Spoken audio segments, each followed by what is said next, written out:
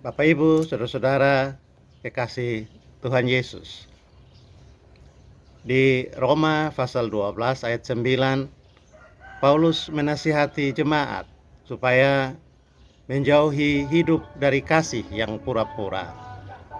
Pertanyaan kita ialah, apakah memang ada kasih yang pura-pura?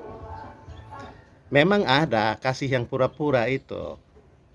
Kasih yang pura-pura itu ada apabila dalam rumah tangga atau di gereja kita selalu memberi nasihat melalui renungan atau khotbah tentang perlunya mengasihi sesama, terutama orang-orang susah, seperti yang Yesus tunjukkan dalam hidupnya. Tetapi ketika kita berbelanja, terutama kepada orang-orang kecil, penjual keliling, kita tawar, minta diskon, atau bujuk supaya jumlah belanjaannya itu ditambah. Dan kemudian menyampaikan beberapa perbandingan dengan barang-barang jualan yang sama yang dipamer atau dijual di supermarket atau toko-toko terkemuka. Itu kasih yang pura-pura. Dan Paulus katakan kepada jemaat di Roma, hendaklah kasih itu jangan pura-pura. Kasih yang jangan pura-pura itu mendominasi uraian Paulus tentang hidup orang Kristen yang dipimpin oleh Roh Kudus. Masalahnya sekarang adalah, apa yang perlu orang Kristen lakukan berhadapan dengan kasih yang pura-pura? Nah, coba perhatikan dengan seksama. Setelah memberi nasihat supaya kasih jangan pura-pura, Paulus melanjutkan dengan kalimat, jauhilah yang jahat dan lakukanlah yang baik. Menjauhi yang jahat dan melakukan yang baik. Dalam bahasa Ibrani, dalam bahasa Yunani, istilah menjauhi yang jahat itu sebenarnya lebih keras artinya, yaitu bencilah yang jahat. Memang boleh pengikut Kristus membiarkan hidupnya diisi dengan kebencian. Beberapa bulan yang lalu saya mendapat telepon dari seorang teman. Setelah kami bercerita agak lama, saya katakan kepadanya tentang sikap saya yang tidak bersahabat terhadap seseorang yang saya sudah anggap anak sendiri. Karena dengan cara itu saya hendak menunjukkan kemarahan saya kepada perbuatannya beberapa tahun yang lalu yang menimbulkan kepahitan. Nah, teman yang menelpon itu lalu memberi nasihat. Dia katakan bahwa sikap tidak bersahabat yang saya tunjukkan itu tidak sesuai dengan prinsip hidup Kristen. Saya mestinya mengampuni dan memaafkan tanpa harus menunjukkan sikap negatif. Jelasnya dalam nasihat itu, orang Kristen tidak harus menunjukkan sikap menolak kejahatan, tapi justru mengampuni kejahatan yang dilakukan seseorang terhadap dirinya. Nah, Bapak Ibu Saudara-saudara, saya penasaran dengan nasihat teman itu. Haruskah atas nama kasih kita menerima begitu saja semua perlakuan buruk terhadap kita, menganggap kejahatan yang kita alami sebagai nasib yang diterima dengan pasrah? Dan karena itu saya tertarik dengan nasihat Paulus di Roma 12 ayat 9. Saya tidak hanya membaca terjemahan teks itu, saya memeriksa teks itu dalam bahasa aslinya, yaitu bahasa Yunani. Dan dalam bahasa Yunani terjemahan sebenarnya berbunyi, bencilah kejahatan, apostogeo, dan bergabunglah kepada yang baik, kaleo. Bencilah yang jahat dan bergabunglah pada yang baik. Ini juga pernyataan yang mengejutkan, karena Paulus menunjukkan bahwa salah satu nilai dari kasih adalah membenci, atau dalam kasih ada elemen membenci. Nah, kok bisa begitu? Lalu apa artinya?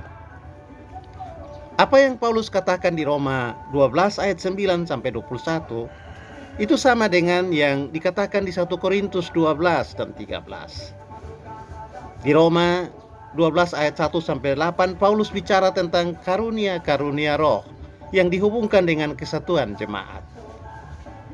Dan itu sama dengan pokok yang didiskusikan Paulus di 1 Korintus 12. Di sana Paulus juga bicara tentang karunia roh dan kesatuan jemaat. Nah, setelah membahas karunia roh dan kesatuan jemaat dalam Roma 12 ayat 1 sampai 8, Paulus melanjutkan dengan Roma 12 ayat 9 sampai 21, dan di situ dia membahas tentang kasih. Paulus kembali mengulang percakapan tentang kasih di 1 Korintus 13. Setelah di 1 Korintus 12 dia bicara tentang karunia roh.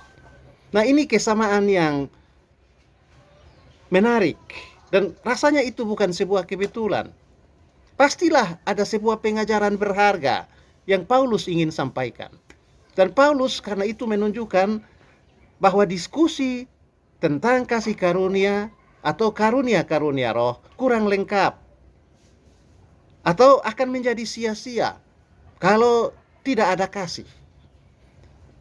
Karunia akan mendatangkan perpecahan kalau tidak dilanjutkan dengan diskusi tentang kasih.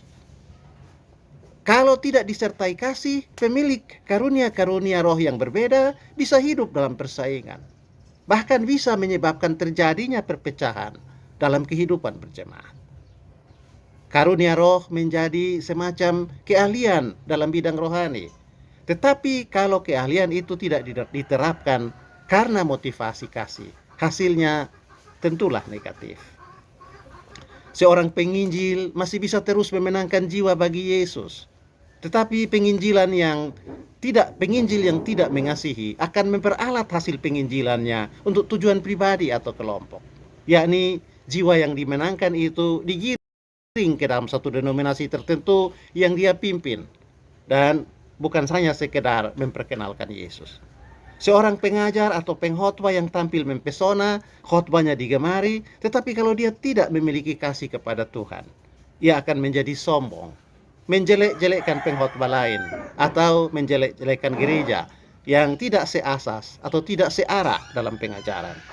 Tanpa kasih, seorang pemimpin masih tetap memimpin, tetapi bukan kerajaan Allah yang dibangun, bukan juga kesejahteraan dan kemajuan bersama yang diperjuangkan, melainkan kelompok dan kepentingannya sendiri. Nah, pertanyaan kita ialah, apakah pengkhotbah, penginjil, dan pemimpin seperti itu dibiarkan terus saja bebas bertindak, bebas menjelekkan orang lain, dan bebas berkuasa serta menindas sesamanya? Tentu saja banyak orang memilih diam demi menjaga keharmonisan. Nah, Paulus dalam Roma 12 ayat 9 sampai 21 justru memilih jalan lain. Paulus berkata, hendaknya kasih jangan pura-pura. Bencilah yang jahat dan bergabunglah pada yang baik. Manusia hidup dalam masyarakat yang diisi oleh banyak orang dengan berbagai karunia, berbagai peran, dan aneka rupa sikap. Pasti ada orang yang mengembangkan sikap positif terhadap sesama. Tetapi tetap saja ada orang yang justru menunjukkan sikap dan peran antagonis, tidak bersahabat, cenderung memusuhi, dan menjatuhkan orang lain. Orang dengan sikap yang terakhir adalah jahat dan perbuatannya adalah kejahatan. Nah, haruskah kita diam saja, membiarkan kejahatan terus terjadi dan orang-orang jahat bebas menjalankan perbuatan-perbuatan tidak terpuji? Tadi saya katakan bahwa orang-orang yang suka cari aman biasanya membiarkan kejahatan terus terjadi, selama hal itu tidak secara langsung merugikan dirinya.